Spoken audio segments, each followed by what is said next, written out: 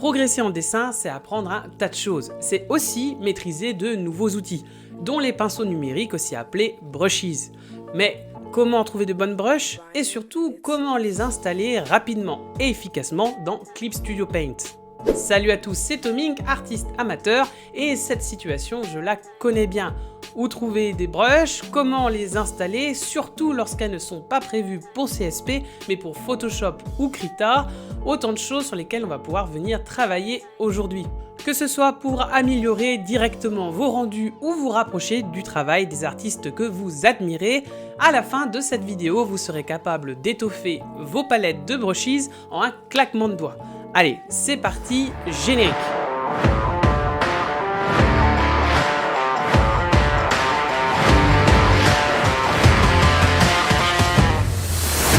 Bienvenue sur Crayon Brûlant, la chaîne où on progresse ensemble en dessin et en narration pour créer des œuvres qui déchirent. Et pour déchirer, agrandir sa palette d'outils, c'est plutôt une bonne idée. Alors attention, inutile de s'encombrer avec des centaines de pinceaux de brushes que vous n'utiliserez jamais. Quelques dizaines suffisent très largement.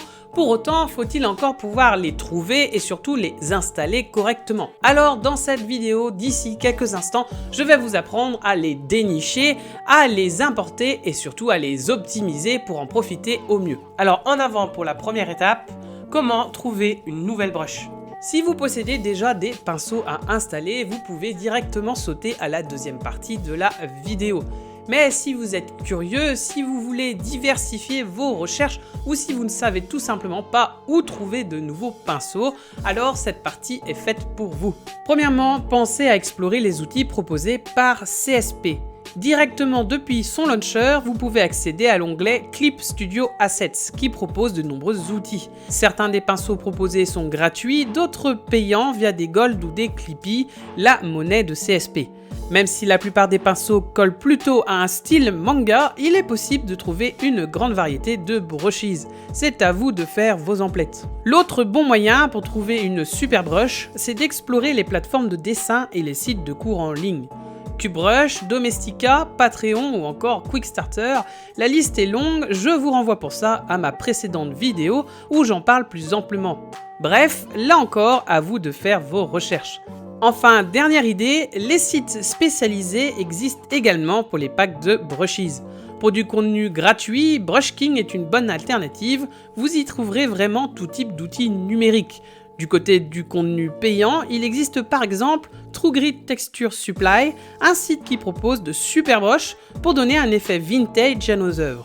Bref, avec toutes ces belles adresses, vous êtes désormais en mesure de trouver les pinceaux qui vous intéressent.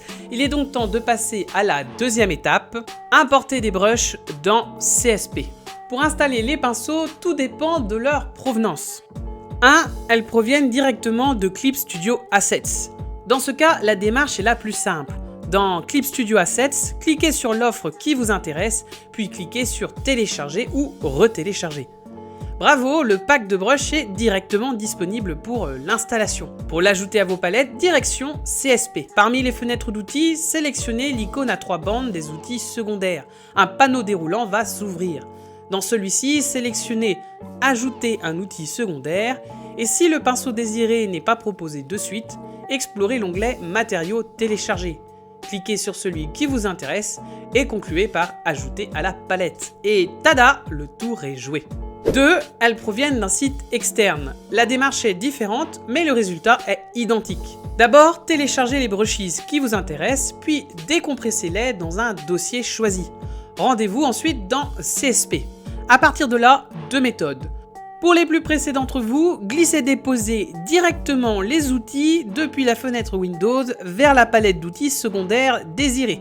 Si vous voulez jouer la sécurité et être sûr que tout fonctionne au mieux, sélectionnez encore une fois l'icône à 3 bandes des outils secondaires dans le panneau déroulant, cliquez sur l'icône Importer outils secondaires. Attention, aucune sélection multiple n'est possible pour le moment, importer plusieurs brushes demande donc plusieurs manipulations. Et voilà, vos super brushes sont installés. Mais le travail n'est pas tout à fait fini. Et oui, ces installations ont tendance à désorganiser nos palettes d'outils. Il est donc bon d'optimiser tout ça. Pour ça, rendez-vous directement dans la troisième partie de la vidéo, réorganiser les palettes et régler les brushes.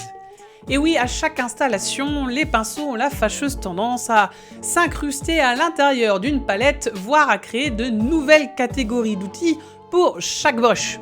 CSP permet de nombreuses actions pour ça. Vous pouvez déplacer une brush d'une boîte à l'autre, mais aussi en créer une nouvelle.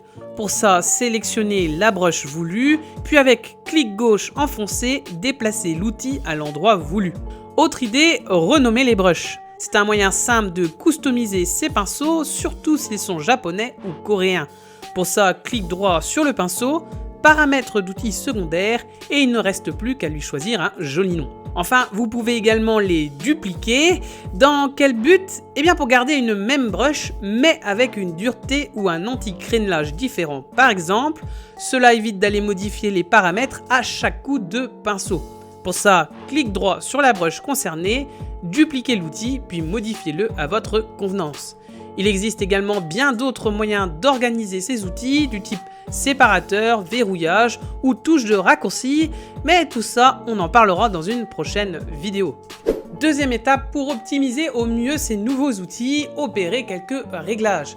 Et oui, avec l'installation, surtout si les brushes ne sont pas prévues pour CSP à l'origine, vous allez peut-être observer quelques écarts entre ce que vous souhaitez obtenir du pinceau et ce que CSP vous propose comme rendu final.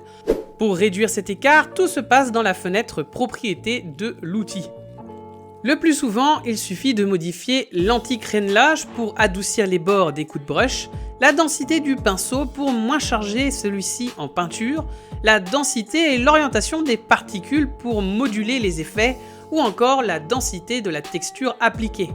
Attention cependant, importer des outils non prévus pour Clip Studio Paint à la base peut réduire les options disponibles. Dans ce cas, il vous est toujours possible de créer vos propres brushes, mais avec toutes celles déjà proposées rien que pour CSP, vous avez largement de quoi faire.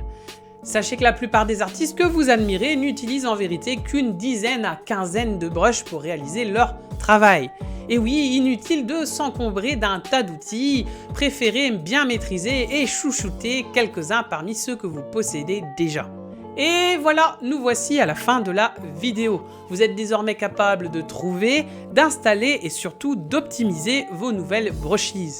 Souvenez-vous que le plus important, c'est l'artiste et pas les outils qu'il utilise. J'ai déjà hâte de vous retrouver. D'ici là, faites chauffer vos crayons. À bientôt, salut!